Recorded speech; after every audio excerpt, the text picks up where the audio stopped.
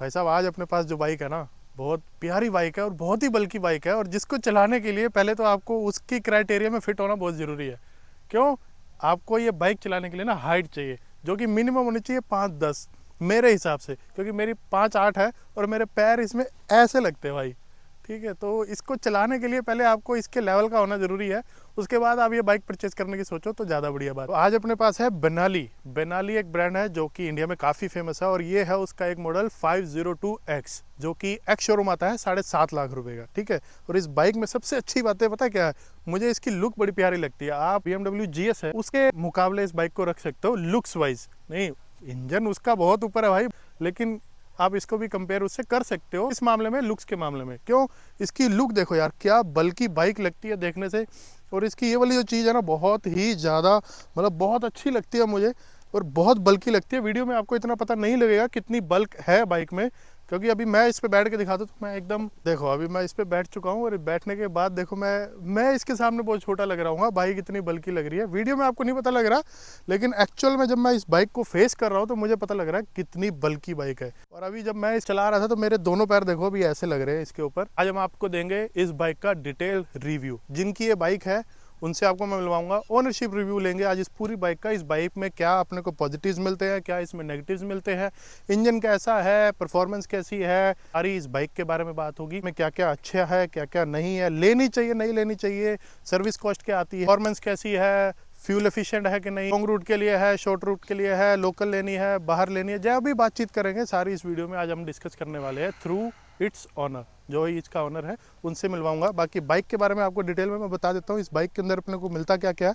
भाई 500 सीसी की बाइक है, 46.8 bhp प्रोड्यूस करता है और 46 न्यूटन मीटर का टॉर्क। टॉप स्पीड है 150, 6 गियर्स के साथ आती है, 228 kg वेट है इसका, और 800 mm की सीट हाइट है।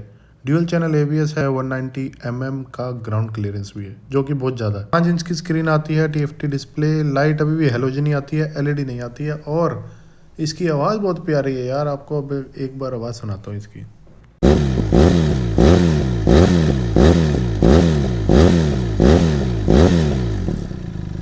इतना प्यारा साउंड है बाइक का। एक बात हो रहा है, 20 लीटर का टैंक है और सिर्फ 25 की एवरेज आती है बाइक की। तो बाइक जिनकी है सबसे पहले उन्हीं से मिलवाता हूँ कि बाइक में अपने को क्या क्या मिलता है, क्या क्या नहीं मिलता है। तो जिनकी ये बाइक है, ये हमारे बहुत पुराने यार मित्र है, इनका नाम है तेजिंदर सिंह। और पाजी बढ़िया बढ़िया ठीक हो? बहुत बढ़िया। तो इनकी ये बाइक है, तो यही ये बाइक संभाल रहे हैं इतने टाइम से, क्योंकि मैंने तो भाई पैर ऐसे ही लगाए हैं तो मेरे तो इतने ही लग पा रहे हैं। इनकी हाइट ठीक है, मिनिमम आपको क्राइटेरिया देख रहे हो आप, पहले मैंने बता दिया था कि थोड़ी सी हाइट होनी चाहिए बाइक को, आप तभी संभाल पाओगे। तो ये एक प्लस पॉइंट तो मैंने बता दिया आपको, जो भी है बाकी पॉजिटिव नेगेटिव इन्हीं से सुनते हैं। तो पाजी पहले तो ये बताओ, ये बाइक लेने का आपने सोचा कैसे, और इससे पहले कौन सी बाइक थी आपके पास? पहला मेरे को सी डोमिनर। डोमिनार। सो मेरे को शुरू से शौक था भी, मतलब ट्रैवलिंग टूर बाइक्स लेने का। हाँ। सो मतलब एडवेंचर्स राइड अपन जैसे जाते रहते हैं, हम्म। तो उसी के अकॉर्डिंगली मेरे को यही बैठ मतलब काफ़ी टाइम से माइंड में थी भी, हाँ भी लेनी है। प्लान तो GS का था भी, GS 1200 ले।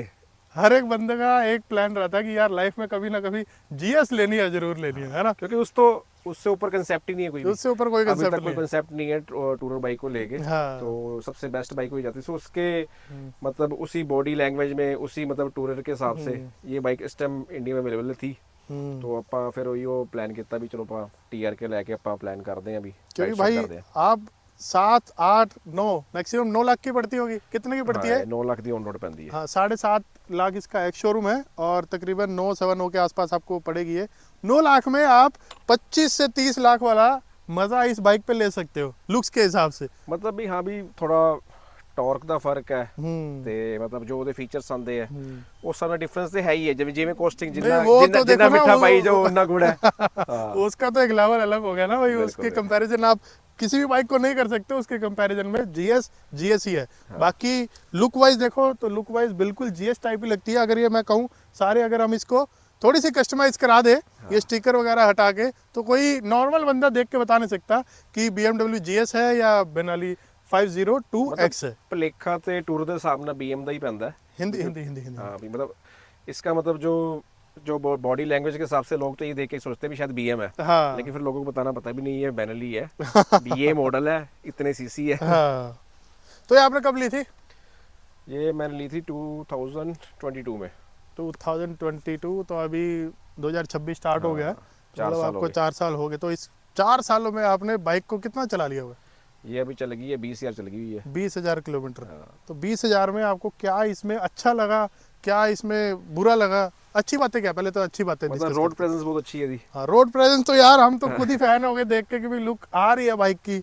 और तो मतलब ਤੁਹਾਨੂੰ ਪ੍ਰਾਊਡ ਫੀਲ ਹੁੰਦਾ ਵੀ ਤੁਸੀਂ ਇੱਕ ਮਤਲਬ ਬਹੁਤ ਬਲਕੀ ਤੇ ਮਤਲਬ ਰੋਡ ਪ੍ਰੈਜ਼ੈਂਸ ਦੇ ਹਿਸਾਬ ਨਾਲ ਮਤਲਬ ਅਟਰੈਕਟਿਵ ਬਾਈਕ ਤੁਸੀਂ ਰਾਈਡ ਕਰ अट्रैक्टिव ਰਹੇ बाइक है। ਹਾਂ हाँ। ਰਾਈਡ ਕਰ ਰਹੇ ਹੋ।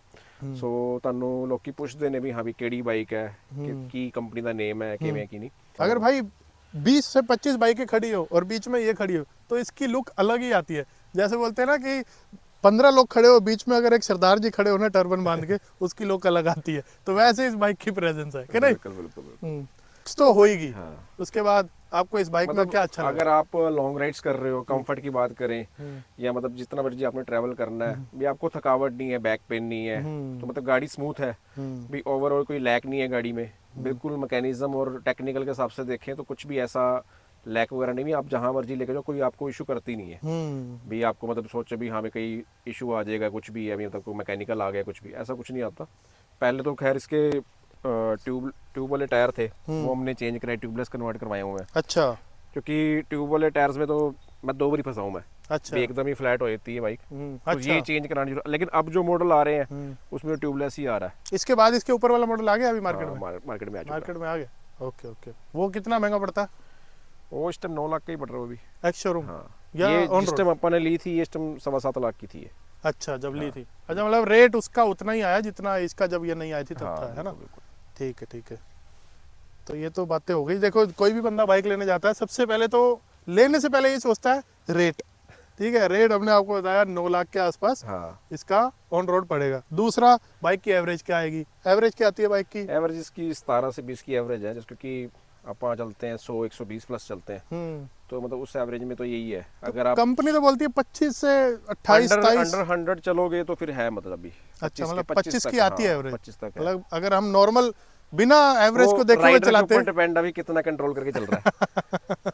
वो तो जब हम रोड पे आते हैं तो देखते हैं यार, थोड़ी सी अगर पावर है हमारे पास तो क्यों ना मतलब उसको यूज करें। जब पावरफुल गाड़ी आप रन कर रहे हो तो ऑटोमेटिकली आपको थ्रोटल देने का मजा आता है। मजा आता है। उस टाइम बंदा एवरेज नहीं देखता, उस टाइम तो ये देखता है यार बाइक का अगर पैसा खर्चा तो मजा तो लिया जाए बाइक का, कि नहीं? लेकिन विद सेफ्टी भी अपन भी हाँ रोड सेफ्टी के हिसाब से देख के चलते भी। रोड उस टाइम क्राउड कैसा है, ट्रैफिक हाँ। कैसा है, भी ये नहीं भी मतलब जैसे मर्जी जहाँ मर्जी चला जाए। क्रूज हाईवेज के ऊपर करने में जाता है। हाँ। तो मतलब अपने को रेट हो गया, अपने को माइलेज होगी, और तीसरा अपने को आता है कि भाई बाइक की सर्विस कॉस्ट कितनी आती है अपने को? बाइक की अगर नॉर्मल सर्विसिंग है तो मतलब 6 से 6,500 सर्विस पड़ जाती है इसकी।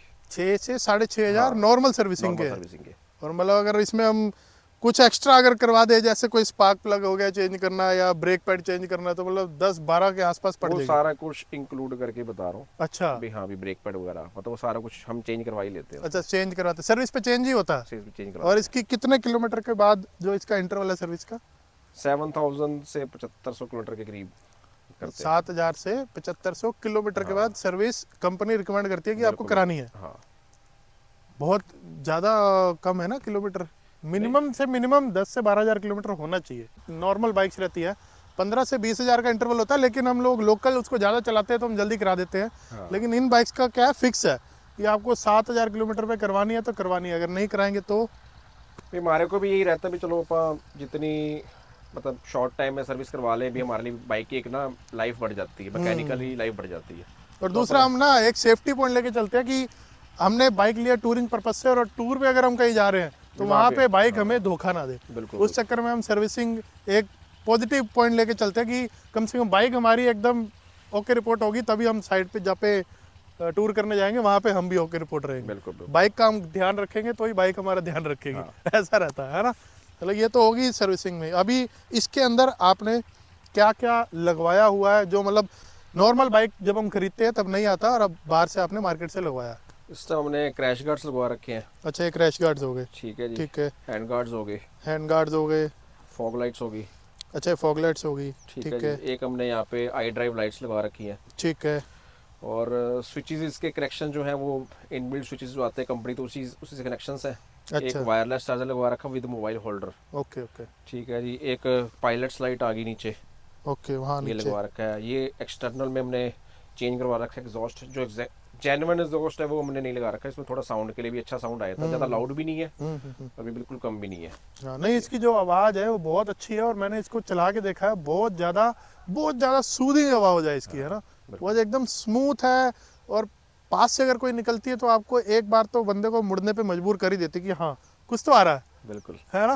मतलब बहुत अच्छी और बहुत प्यारी आवाज़ है, कोई ऐसी लाउड आवाज़ नहीं है कि हमने स्टार्ट किया जीएस की तरह और एकदम पूरा एकदम कॉलोनी में शहर में ही सारे इकट्ठे हो गए कि यार ये कौन सी बाइक आ गई, वैसी आवाज़ नहीं है, लेकिन एक बहुत प्यारी स्मूथ सी आवाज़ है। तो मतलब आपने ये कंपनी वाला जो एग्जॉस्ट था उसको चेंज करवाया चेंज हुआ, करवाया हुआ। ठीक है। और जैसे इसमें देख रहा हूँ हाइट तो इसकी बाइक की बहुत ज़्यादा है, हाँ। मेरे तो पैर नहीं लग रहे थे, आपके तो लगते होंगे, लेकिन बाइक चलाने के टाइम पे इसमें नीचे देखो डबल सेल वो दिया हुआ है, डबल स्टैंड दिया हुआ है, हाँ। तो ये नीचे लगता है या नहीं लगता? नहीं नहीं, इसकी ग्राउंड क्लियरेंस ही काफ़ी है, भी आपको लगेगा नहीं कभी स्टैंड आपका नीचे तो ये लग जाए। कंपनी ने बोला इसकी 820 mm हाइट है, और उसके हिसाब से इन्होंने इतनी बड़ी बाइक के हिसाब से भी जो हमारी नॉर्मल बाइक जाती है उसमें भी डबल स्टैंड नहीं देते, हाँ। लेकिन इसमें डबल स्टैंड दिया हुआ है। तो डबल स्टैंड एक 220 में आता था, पल्सर 220 में, बिल्कुल। जो कि बहुत नीचे लगता था, लेकिन इसकी हाइट काफी अच्छी है, ग्राउंड क्लियरेंस काफ़ी है ना। ग्राउंड क्लियरेंस काफी है इसका, बिल्कुल तो उसमें डबल स्टैंड नीचे नहीं लगता, नहीं लगता। नहीं लगता, तो ये थोड़ा सा एक चाहे आप अच्छी लीन बात है। करके चला रहे हो, हिल एरिया में कर्व लेते हैं, पर लीन करते हैं, हम्म, वहाँ पे भी कोई ऐसा इशू आता नहीं है। Okay okay. और कंपनी ने जो इसका टॉप स्पीड क्लेम किया है वो किया है 160 के आसपास, 160, तो आपने लेकिन ये इसको 167 168 इजीली जाती है। अच्छा चली जाती है, हाँ 168 तक चला रखी है आपने इसको हाईवे पे? बिल्कुल बिल्कुल, मतलब टच करके जस्ट वापस, कंटिन्यूस नहीं। हाँ कंटिन्यूस नहीं, टच करके।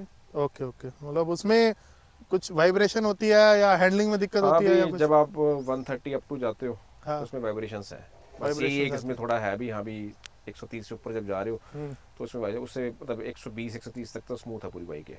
120 130 तक स्मूथ है। हाँ ओके, उसके बाद थोड़ी सी दिक्कत आती है, Vibrations वो है। भी विंड की वजह से आती है या बाइक की परफॉर्मेंस है उसके मतलब हिसाब एक से? हर चीज़ की एक लिमिट होती है भी। हाँ भी इतना रनिंग कैपेसिटी होती है, हाँ जब आप कंटिन्यूस चला रहे हो तो फिर वो उसके बाद उसका मतलब जो पूरी जान लग रही होती है भी। हाँ फिर वो बॉडी में वाइब्रेशंस आती हैं, हल्की बहुत है उसमें। हाँ, ठीक ठीक ठीक, मतलब ओवरऑल बाइक आपको बिल्कुल, मजा आ बिल्कुल, रहा है हाँ बिल्कुल चलाने में? बिल्कुल। पैसा वसूल है, हाँ पैसा मतलब वसूल लेनी चाहिए कि नहीं लेनी चाहिए? बिल्कुल, जो टूरिंग कंसेप्ट के हिसाब से तो ये बाइक मतलब सिस्टम परफेक्ट है भी। हाँ भी बजट के हिसाब से भी देखो तो मतलब बल्कि भी है, रोड प्रेजेंस भी है, तो सारी चीज़ें देख के ओवरऑल बहुत बढ़िया है। ओवरऑल बढ़िया, हाँ ठीक है। और क्या नाम है, हीटिंग इश्यूज? नहीं, हीटिंग इशू कोई नहीं है इसमें। हीटिंग नहीं आता ना इसमें? ना ना कोई पता ही नहीं लगता हीट का? ना ना, बिल्कुल ऐसा भी कुछ नहीं? ना ना। मतलब 2 सिलेंडर इंजन के हिसाब से हीट बिल्कुल भी नहीं है, लिक्विड कूल इंजन है बाकी तो? लिक्विड कूल इंजन है। बाकी तो जैसे आपने बताया। और नेगेटिव्स क्या क्या है? पॉजिटिव डिस्कस कर लिए तो हमने, इसके रेट, इसकी एवरेज, इसकी ग्राउंड क्लियरेंस, इसकी परफॉर्मेंस, इसकी टॉप स्पीड सब डिस्कस कर लिया। नेगेटिव्स क्या क्या बाइक में भाई? पॉजिटिव तो सबको ही बता देंगे यार, बाइक पैसा लगेगा तो पॉजिटिव आएगा, देखो सीधी बात है। नेगेटिव्स तो सिर्फ ओनर बता सकता है कि लेने के बाद उनको क्या क्या दिक्कत आई है। नेगेटिव सिर्फ यही है भी, एक तो उसके ट्यूब टायर्स थे, ठीक है जी, अच्छा, तो ठीक वो है। सबसे बड़ा मतलब उसमें लैग था। दूसरी बात, इसके शोरूम्स काफ़ी बंद हो गए अच्छा भी। हाँ भी अब सिर्फ नोएडा में रह गए या गुड़गांव में रह गए, नॉर्थ साइड में तो, अच्छा, और कई शोरूम है ही नहीं। तो आपको मतलब भी आपका कोई सुपर बाइक वाला कोई मैकेनिक है हाँ। भी, तो उससे ही काम करवाना पड़ता हमारे को। Okay okay. बाकी स्पेयर पार्ट्स का जो है वो हमारे को ऑनलाइन या फिर नोएडा से टाई अप करके मंगवाने पड़ते हैं। मतलब जो भी है आपको कंपनी में ही बातचीत करके इसकी सर्विसिंग करानी फिर वो है टाइम या वेटेड इसके? है। अच्छा, उस पे हाँ, टाइम भी लगता है। बिल्कुल। स्पेयर पार्ट इसके इजीली अवेलेबल है? स्पेयर पार्ट्स मिल जाते हैं, ऐसा कोई इशू नहीं आता वैसे। वैसे जरूरत पड़ती नहीं है स्पेयर पार्ट्स की, लेकिन फिर भी मिल जाते हैं। मतलब इतना पैसा लगाया तो जरूरत ना ही पड़े तो ज़्यादा अच्छा हाँ। है।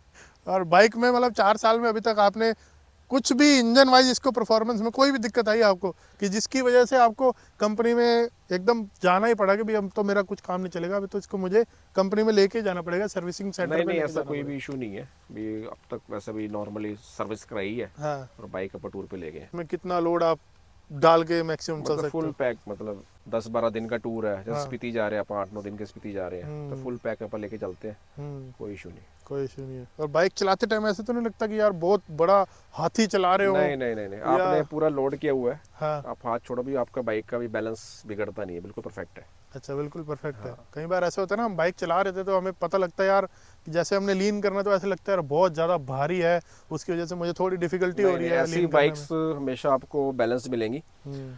डिपेंड करता भी, अब जैसे बाइक की हाइट काफ़ी है तो हाँ, मतलब बहुत। बंदा कम से कम भी 5-10 हाइट का होना चाहिए, तभी इसको कंट्रोल करने के लिए कंट्रोल बंदे के अंदर भी कैपेसिटी होनी चाहिए। अब बंदा के भी मेरी हाइट कम है फिर मैं ये बाइक चलाऊं, फिर वो उसको कहीं ना कहीं तो इशू आएंगे ही आएंगे। सो आपकी हाइट होनी भी बहुत ज़रूरी है। हाइट होनी भी जरूरी है, प्लस आपको राइडिंग का एक्सपीरियंस भी उसी हिसाब से होना चाहिए, तो आप ये बाइक लो। पता लगे आपने नॉर्मल एक 100 सीसी की 125 सीसी की बाइक चलाई हो और उसके बाद सीधा इस पे स्विच कर दे, बिल्कुल, कई तो ऐसे आप बंदे भी होते हैं भी, हाँ भी हाइट कम है लेकिन वो ऐसी बाइक्स रन कर रहे हैं, लेकिन उनको पता है भी हाँ भी मेरे को भी मतलब वो बिना पैर लगाए मतलब टर्न ले रहे हैं। हाँ। फिर उनको पता है, उनका माइंड सेट है भी मेरे को वो ये बाइक अगर मैंने चला बैठ गया हूं, तो मेरे को चलानी कैसे है, चाहे ऑफ रोडिंग आ गया पैर, चाहे कहीं से कुदानी है, चाहे जैसी मर्जी है। मतलब एक्सपीरियंस के हिसाब से एक्सपीरियंस के हिसाब से। आपको बाइक मतलब स्मूथ और हैंडी, काफी हैंडी लगने वाली है। हाँ भी लोग कहते हैं भी इसका ओवर वेटेड है, ओवर वेटेड का है, वेट है जा, क्योंकि बाइक बल्कि है तो हैवी भी है, लेकिन बैलेंस्ड है भी, ये नहीं है भी आपको भी अगर वेट ओवर होने की वजह से भी आपको दिक्कत करेगी। और नेगेटिव्स पाजी इसमें क्या क्या आपने ऑब्जर्व किए हो? भी नेगेटिव इसमें ऐसा कुछ नहीं है, वैसे भी हम राइड कर रहे हैं, हमारे को वैसे ऐसी दिक्कत आई नहीं, बिल्कुल परफेक्ट है भी जैसे आरी में काफी इश्यूज आते हैं, आरी में तो बहुत उसमें तो पता ही है बहुत तेरे को भी, ज्यादा, हम बहुत राइड ज्यादा। जब किए हैं इकट्ठे वो में, तो बहुत बाइक issues- आप कहीं अगर टूर के लिए लेके जा रहे हो तो भगवान भरोसे ही चलती है आज वो। तक भी आरी में बहुत इश्यूज हैं, भी हम देख रहे हैं हमारे सर्कल में जो राइडर्स राइड कर रहे हैं। मतलब उसका तो फ्रेम, बॉडी फ्रेम ही पूरा एकदम क्रैक हो जाएगा। उस बाइक का कोई भरोसा नहीं भाई। रॉयल एनफील्ड तो मतलब नाम जिस बस हिसाब उन्हीं से था, उन्हीं उन्हीं चीजों से तंग आके डोमिनर पे चेंज आया था, फिर डोमिनर से फिर इस पे आ गए। तो ये फिर अगली राइड हम लोग कहाँ चल रहे हैं साथ में? चलो हम तो जा ही रहे हैं अभी। अच्छा, मैंने देखा कि आपने आगे वो लगा रहा हुआ है, हाँ। क्या नाम, स्टिकर लगाया हुआ है ग्लोबल सिख राइडर्स का। मैं बिल्कुल। आपको बता दूं भाई, जो हमारे वो ग्लोबल सिख राइडर इंडिया के जो है ग्रुप के फाउंडर भी है। ठीक है, ग्लोबल सिख का फाउंडेशन जो है वो अलग है, ग्लोबल सिख राइडर मतलब है एक ही ग्रुप है, लेकिन उसमें राइडिंग कम्युनिटी को ये रिप्रेजेंट करते हैं, उसके फाउंडर हैं। बिल्कुल बिल्कुल, क्योंकि ये जो हमारा राइडिंग क्लब है ये एक चैरिटी बेस्ड क्लब है। भी जो ग्लोबल सिक्स, जैसे भी पंजाब में फ्लड्स आ गए तो उसमें ग्लोबल सिक्स ने काफ़ी मतलब वहाँ पे भूमिका निभाई है, क्योंकि जैसे रेस्क्यू करना बोट्स के थ्रू, हमारी एनजीओ के अंदर प्लस 5000 प्लस मेंबर्स हैं, सो लोगों को रेस्क्यू करना, इमरजेंसी एड पहुँचानी, सो जो भी वहाँ पे रिसोर्सेज की, जो भी सामान की आपदा के टाइम जरूरत पड़ी, सो अपनी चैरिटी ने वहाँ पे बहुत भूमिका निभाई है। तो उसी का पार्ट एक ग्लोबल सिख राइडर्स है। जैसे हम भी कोई चैरिटी इवेंट्स हो रहा है, कॉज के लिए इवेंट हो रहा है, या अपनी हमने पर्सनल ट्रैवलिंग करनी है, तो ये एक चैरिटी के अंदर ही मतलब हम ये ग्रुप रन करते हैं। बिल्कुल, क्योंकि अगर आप देखोगे अभी पीछे पंजाब में काफ़ी फ्लड आए थे और काफ़ी जितने सेलिब्रिटीज़ हैं वो सब आगे आके उन्होंने अपना इनिशिएटिव उसमें लिया कि हम कुछ ना कुछ अच्छा करेंगे। तो अगर मैं पाजी का इंस्टाग्राम चैनल का भी लिंक नीचे दे दूंगा, अगर आप उस पर देखोगे तो करण औजला के साथ इन्होंने काफ़ी काम किया है, क्योंकि उन्होंने भी कुछ जो विलेजेस हैं उसको एकदम ऐसे गोद ले लिया कि भी जितना भी खर्चा होगा वो मेरी तरफ से जाएगा थ्रू ग्लोबल सिक्स बिल्कुल। अपने फाउंडेशन के साथ काफी सेलिब्रिटीज वर्किंग कर, दिलजीत है, उन्होंने 14 विलेजेस हैं वो अडॉप्ट किए हैं। करण औजला ने पूरा फाजिल्का के 65 हाउसेज हैं वो अडॉप्ट किए हैं। सो इसमें सोनम बाजवा हो गए, निमरत खैरा फाउंडेशन होगी, निमरत खैरा, अर्जन टिल्लोरी, सो काफ़ी ऐसे सेलिब्रिटीज, गिप्पी ग्रेवाल हो गए, मनकीरत औलख हो गए, इन्होंने काफ़ी ने मतलब ग्लोबल सिक्स के साथ कोलैब करके काफ़ी मतलब फ्लड्स में जो लोग मतलब अफेक्टेड हुए थे, फैमिलीज अफेक्टेड हुए थे, उनको मतलब सपोर्ट किया ग्लोबल सिक्स को।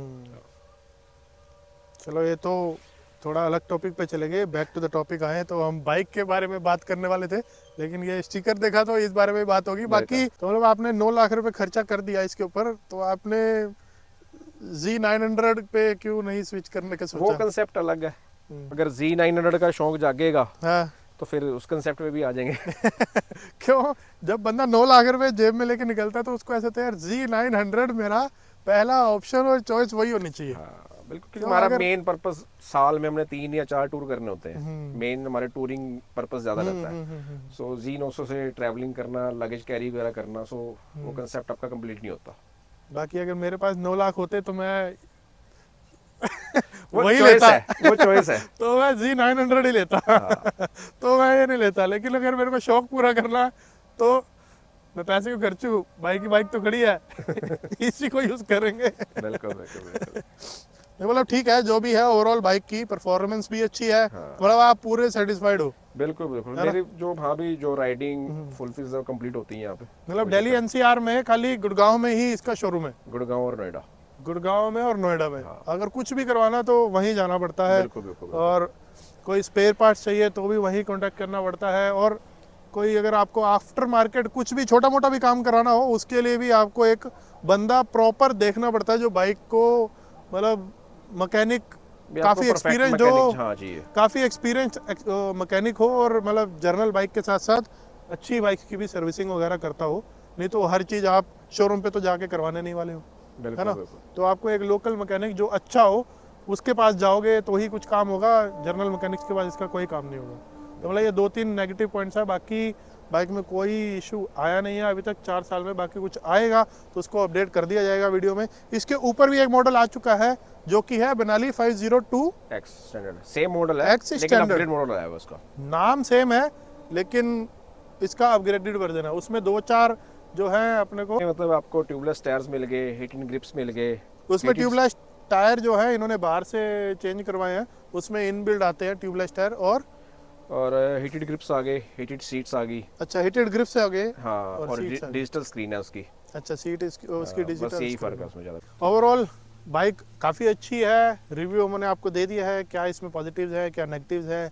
लेना चाहो तो आपकी मर्जी है। अगर 7 लाख आपके पास पड़े हैं तो आप इस बाइक पे स्विच कर सकते हो। प्रॉपर टूरिंग की आपको अगर एक्सपीरियंस लेना है तो ये बाइक दी बेस्ट है। KTM 390 वगैरह से अच्छी है हाँ नहीं है बिल्कुल कैसे। बिल्कुल बिल्कुल, वो फिर आपके बजट के ऊपर बात आई थी ना। क्योंकि KTM अब KTM 4 लाख 390 आपको 4 लाख ऑन रोड पड़ जाएगी, बिल्कुल है बिल्कुल ना। और ये ऑन रोड पड़ेगी आपको 8.5 पौने 9 बिल्कुल। ठीक एसेसरीज है। के ऊपर मतलब डिपेंड अभी आप क्या एक्स शोरूम, हाँ एसेसरीज के ऊपर डिपेंड है। एक्स शोरूम आपको हर जगह सेम मिलेगा, लेकिन जो अगर आपकी अलग सिटी है, आप कहीं और से परचेस कर रहे हो, NCR का रेट अलग है, आप जहाँ रह रहे हो वहाँ का कुछ रेट अलग होगा। एक्स शोरूम सेम मिलेगा, बाकी RC टैक्स वगैरह मिला के कुछ रेट ज़्यादा नहीं, 20-30-40 हज़ार पे ऊपर नीचे होता है, तो वो वेरी कर सकता है। कि भाई बाइक के बारे में आपको पूरी प्रॉपर डिटेल दे दी है हमने। अगर लेना चाहो तो मैं तो ये बोल रहा हूँ भाई, अगर आपके पास 7 लाख रुपए 8 लाख रुपए पड़े हो ना तो भाई Z900 जरूर ले लेना यार, ठीक है। 900 बेस्ट है, जो कि मेरा पॉइंट ऑफ व्यू है। बाकी आप अपना देखो, ठीक है, क्योंकि वो नेकेड बाइक है, ये टूरिंग बाइक है, दोनों में कंपैरिजन नहीं कर सकते हम। लेकिन बाइक अच्छी है नो डाउट। मैंने चला के देखी है, बहुत स्मूथ है। एक एक्सपीरियंस मिलता है इसके ऊपर बैठने के बाद, आपको पता लगता है कि कुछ चला रहे हो, ठीक है। रोड प्रेजेंस भी अच्छी है। बाकी वीडियो को यहीं ख़त्म करते हैं। वीडियो अगर अच्छी लगी हो तो लाइक कर देना, कमेंट कर देना। अगर कोई भी क्वेरी हो तो हम आपको ज़रूर उसके बारे में डिटेल देंगे। कमेंट का रिप्लाई मैं ज़रूर देता हूँ। जो भी अच्छे बुरे जो भी पॉइंट्स आपको डिस्कस करने हो कमेंट्स में हम डिस्कस कर सकते हैं, नो प्रॉब्लम, ठीक है। बाकी वीडियो अच्छी लगी हो तो लाइक कर देना, कमेंट कर देना, शेयर कर देना। और भाई चैनल पे पहली बार आए हो तो सब्सक्राइब करके ज़रूर जाना, क्योंकि ऐसे ऐसे रिव्यूज़ बाइक्स के आते रहेंगे अपने चैनल के ऊपर। बाकी राइडिंग हम लोग करते ही रहते हैं। जल्दी ही हम नई राइड पे निकलने वाले हैं। एक्चुअली मैं राइड पे कहीं जा नहीं पा रहा हूँ, कुछ काम की वजह से फंसा हुआ हूँ, लेकिन हम लोग जल्दी ही लॉन्ग राइड करने वाले हैं, उसका अपडेट भी मैं दे दूंगा। बाकी चैनल पे पहली बार आए तो सब्सक्राइब करके ज़रूर जाना, ठीक है। वीडियो को यहीं ख़त्म करते हैं अगली वीडियो में, तब तक के लिए सत श्री अकाल।